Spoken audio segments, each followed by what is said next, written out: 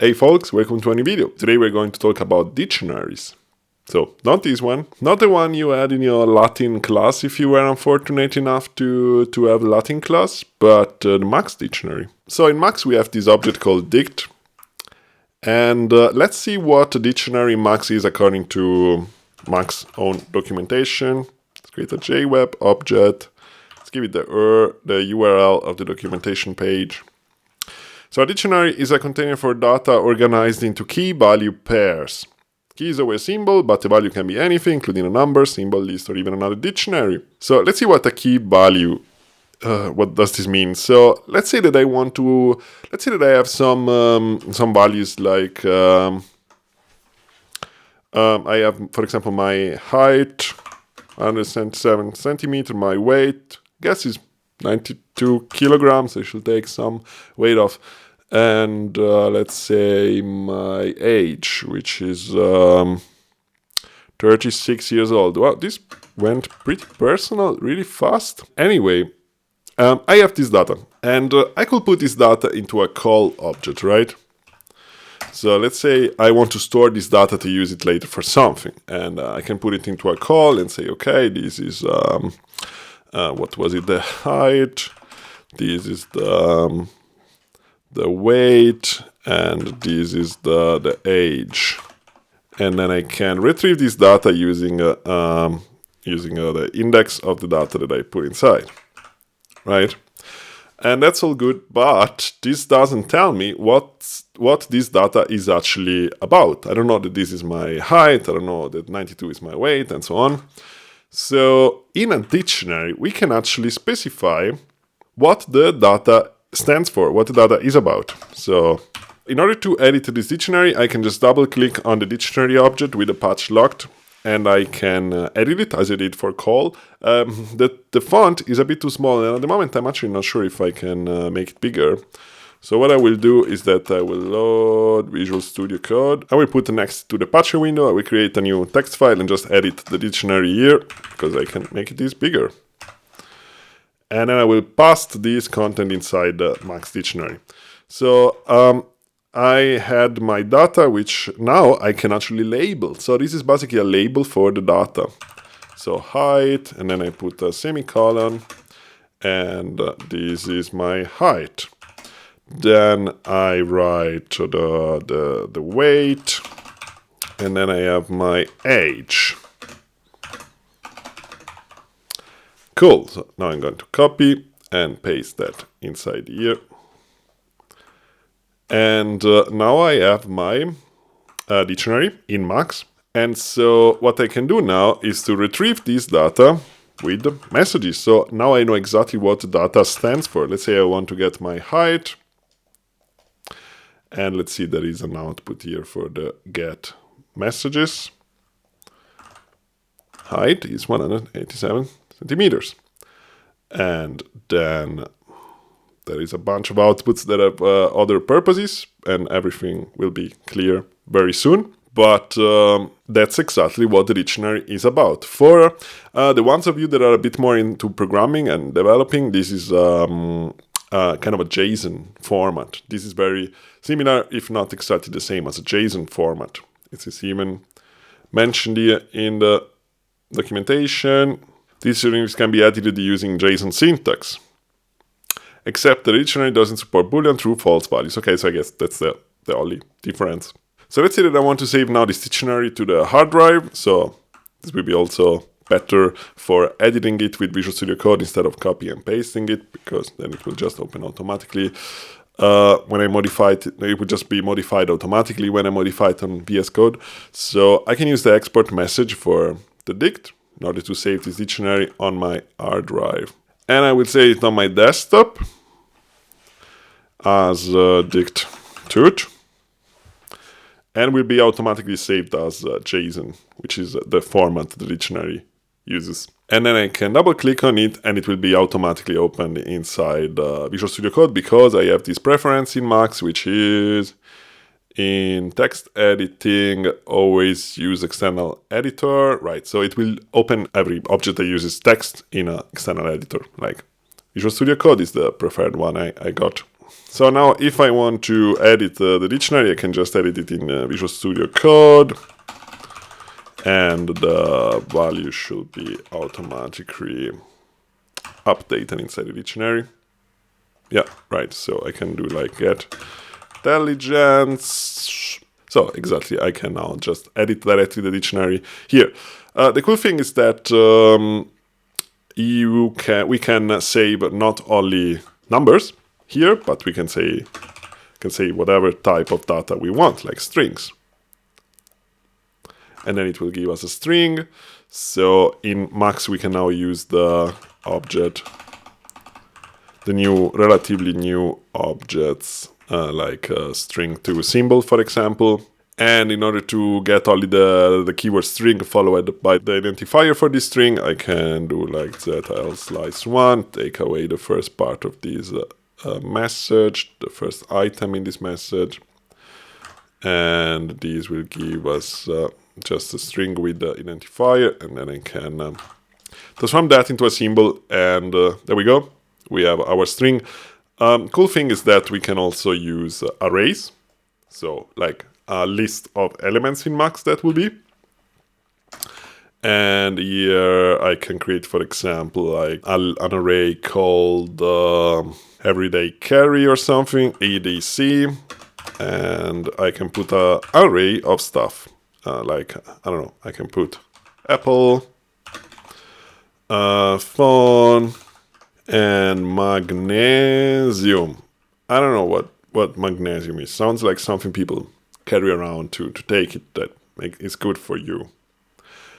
But I don't know. I also noticed that I say that I'm 37, and that's something I keep doing. I keep thinking I'm already 37 years old, but actually I'm 36. So why should I age myself even more?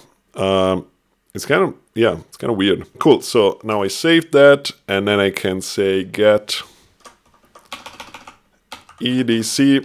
Sorry, let's actually mix also something else here, like a number, just to show that we can also get numbers. And what we will get out of this is an array. So we can now use the new array objects, array, for example, to list, to visualize this as a max list.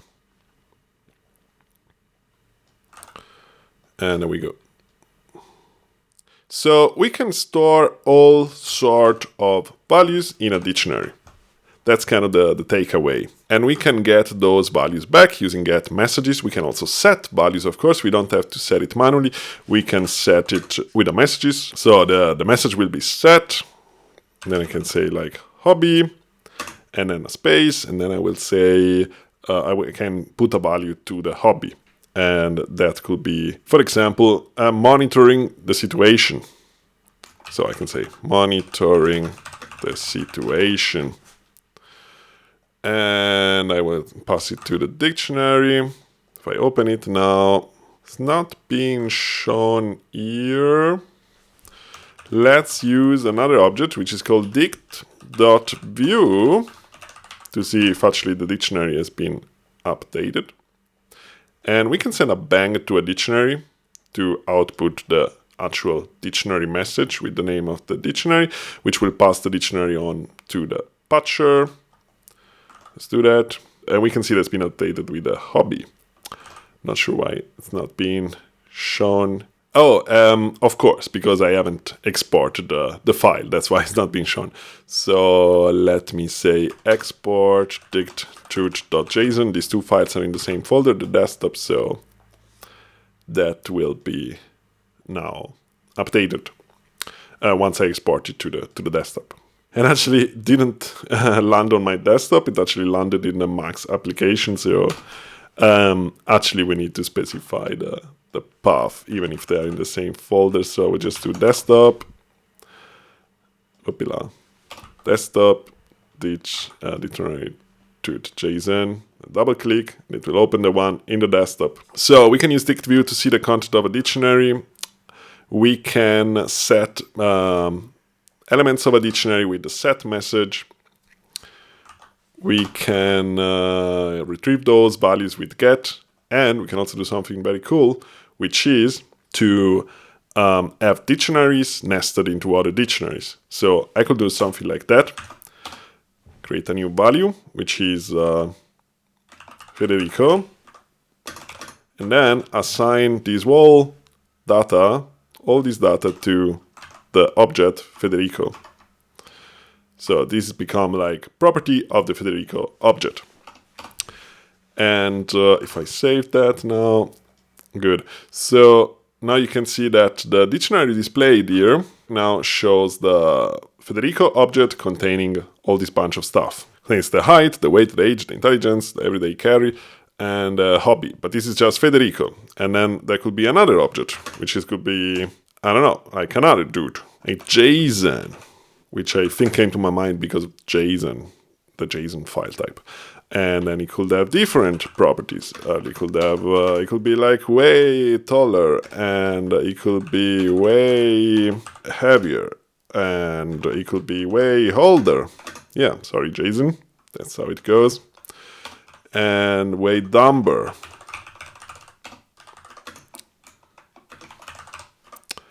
And so on, right?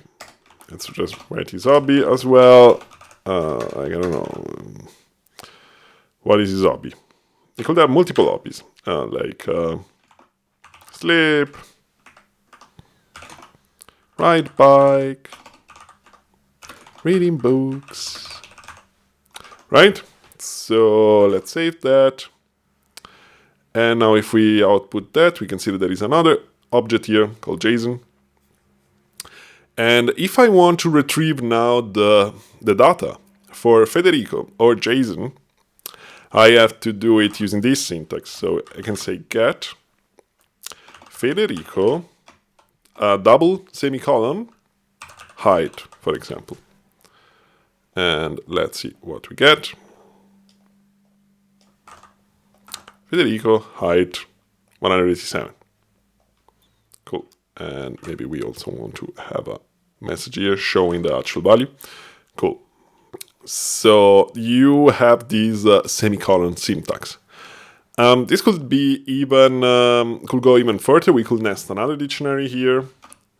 So we could do like this. We could say that well, there is a hair property for each person. No, it's completely random. But the hair could be another object, another dictionary with some properties of its own, like length.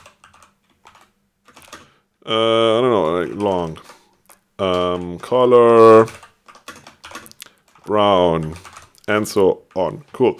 So now I'm saving that just to be sure. I will output these on the dict view in Max, and you can see that there is the air object is being shown here. Like the arrays are shown as well as a drop menu, and another object is shown as well as a drop menu. So now I could do something like that. Get Federico hair color.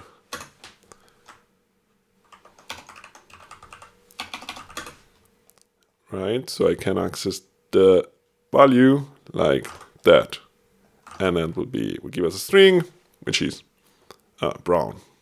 Okay, so that's how this works. There are a bunch of dictionary objects. This is very nice code box. I forgot about it. So basically, we can visualize a dictionary into a code box, and then we can edit it from here, and we can work with that. So instead of using Visual Studio Code, you could just use dict code box, for example. That would be much more immediate. So let's do one final thing. If I now get like Federico as it is, like the wall object, these will give us a dictionary. So if I have here another dict view, for example, this will just show that dictionary Federico. So if I send this to a dict object, this will be like a dictionary of its own. So each one of these objects that you create inside the dictionary is a dictionary of its own. Follow the JSON syntax. And in case we want to save this whole thing, not to a file, but directly in the patcher, we have to give it the embed attribute. So now when I save the patcher, the content of this dictionary will be saved with the patcher, which is pretty convenient if you don't want to save it on an extra file on your hard drive. So, okay, I hope you can see how this is very useful for a lot of things. In the next video, we are going to put it to some practical application. Like, for example, I have created for myself a little application in Max to track the time I spend working. So this dictionary can be very well used for that, to save like a record of the working time. That's how I'm using it. And can be used for a countless application, can be used for JIT geometry. So the JIT geom uses a dict format to display the geometry as a half-edge structure, right? So this is very useful for working with geometry. We're going to see that also in future videos. And for that to be accessible to you, I had to make first this video about dictionaries in general. So next time we're going to see how to use them in JavaScript, I think, which is kind of a perfect fit for dictionaries in Max. So that was it. Thank you very much for following. You can find this patch on my Patreon if you want to get it. It's not really important. You can just replicate it, or it's just a lesson. It's not something that does anything. So yeah, but if you want, you can get it on my Patreon. You can support the channel, joining the Patreon. That will be very great, because I can only do these videos thanks to the support of my Patreons. And yeah, that's it. Hope this was useful. I will see you in the next video, and take care. Ciao.